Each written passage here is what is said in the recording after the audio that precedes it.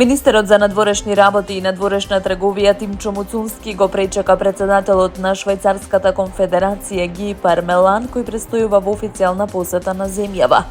Со невисоки државни и воени почести, Пармелан беше пречекан во Скопје заедно со неговата сопруга во рамки на посетата реализирана по покана на председателката на државата Гордана Силјановска-Давкова. Министерот Муцунски оцени дека оваа посета представува силна потврда за добрите билатерални односи меѓу двете земји, како и можност за нивно дополнително унапредување. Посетата представува потврда за одличните билатерални односи и можност за нивно натамошно продлабочување со посебен акцент на политичката и економска соработка, изјави Муцунски. Се очекува во текот на посетата да бидат одржани повеќе средби на високо ниво, на кои ќе се разговара за продлабочување на соработката во повеќе области од заеднички интерес. Оваа посета се оценува како значаен чекор во зајакнувањето на односите меѓу Скопје и Берн, особено во делот на економијата, инвестициите и дипломатската соработка. Министерот за здравство Азир Алиу изјави дека е обезбедена медицинска современа опрема вредна $500 000 за 4 болници во Гостивар, Велес, Струмица и Струга, во партнерство со проект ХОПЕ. Денеска во општата болница во Гостивар присуствувавме на настан по повод обезбедена медицинска опрема за 4 регионални болници. Опрема која што има многу конкретна и човечка вредност, тоа е зајакнување на грижата за мајките, новороденчињата и најранливите пациенти во регионалните болници. Во партнерство со проектот, преку проектот Перимак, обезбедена е современа медицинска опрема во вкупна вредност од околу $500 000, наменета за 4 регионални болници – Гостивар, Велес, Струмица и Струга. Само за општата болница во Гостивар вредноста на опремата изнесува околу $130,000, изјави Алиу во рамки на посетата на општата болница Гостивар. Тој посочи дека станува збор за ехоапарати, инкубатори, вормери, монитори за пациенти и новороденчиња, инфузиозни пумпи, родилни кревети, апаратура за фототерапија и друга медицинска опрема, обезбедена како резултат на долгорочното партнерство во проектот Перимак. Во рамки на оваа соработка досега обезбедена медицинска опрема во вредност на над $3,5 милиони. Се обучени повеќе од 1000 здравствени работници. Министерството за внатрешни работи ја информира јавноста дека при регистрација на возилата во станиците за технички преглед или во управните служби, откако собственикот на возилото на шалтерот на МВР ќе го остави бројот од својот мобилен телефон и електронска мејл адреса, на својот мобилен телефон и на електронската мејл адреса добива порака со код за верификација и потврда дека бројот што го оставил е лично негов. Од МВР посочија дека оваа измена е во насока да се избегнат било какви грешки при испраќањето на санкциите од безбеден град, кои понатаму ќе бидат праќани преку SMS порака и на мејл адреса на сторителот на прекршокот.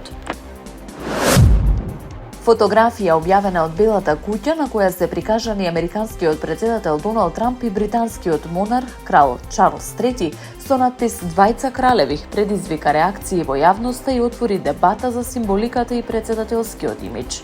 Фотографијата е направена за време на официјалната посета на кралот Чарлс на Соединетите Американски држави, при што во Белата куќа беше организиран свечен прием со највисоки државни почести. За време на церемонијата Трамп изјави дека неговите и предците на британскиот монарх би биле исполнети со гордост што англо-американската традиција на слобода обстојува и денес. Во текот на настанот двајцата лидери разменија ракување и пријателски разговори, при што атмосферата беше оценета како позитивна и дипломатска. Сепак, токму надписот "Двајца кралеви" на официјалната фотографија предизвика критики, особено во контекст на демократските вредности и улогата на избраниот претседател. Предходно истиот ден кралот Чарлс се обрати пред Конгресот на Соединетите Американски држави, каде што ја нагласи важноста на системот на контрола и рамнотежа во демократските институции. Инаку Трамп и во минатото се соочувал со критики дека користи монархиска символика.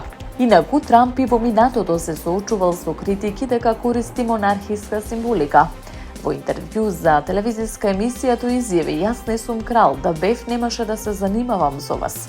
Посетата на британскиот кралски пар беше заокружена со државна вечера во Белата куќа, со што дополнително се потенцираа блиските односи меѓу САД и Обединетото кралство.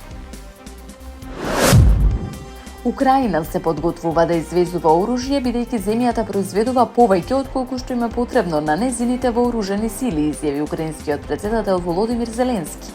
Во некои производствени области моментално имаме до 50% вишок капацитет, рече Зеленски во своето обраќање. Извозот на украинско оружје ќе стане реалност. Украинската војска секогаш ќе има право на приоритет и доволно снабдување. Ќе земе се што и е потребно, а количината над тоа ќе оди за извоз, додаде тој. Зеленски рече дека Украина веќе соработува со земјите од Блискиот Исток, Европа и Кавказот во рамки на посебен формат за соработка познат како договори за дронови. Предлог за нашите американски партнери исто така на маса, истакна тој. Договорот би можел да вклучува извоз на беспилотни летала, одбранбени системи и други видови оружје. Се смета за начин за зајакнување на финансиската позиција на земјата. Условите мора да бидат поволни за Украина, мора да има јасен надзор, а приходите од увозот мора да ја зајакнат одбраната на Украина, рече Зеленски. Украина значително го зголеми производството на оружје откако Русија ја започна својата целосна инвазија пред повеќе од 4 години.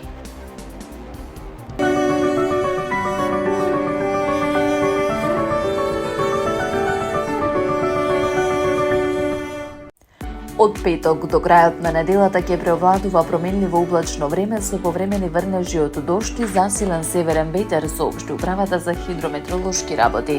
Температурата ќе биде во опаѓање, а утринската наместа ќе се спушти под нулата. Од почетокот на наредната недела, односно од понеделник, се очекува постепено стабилизирање на временските услови, со повеќе сончеви периоди и пораст на дневната температура.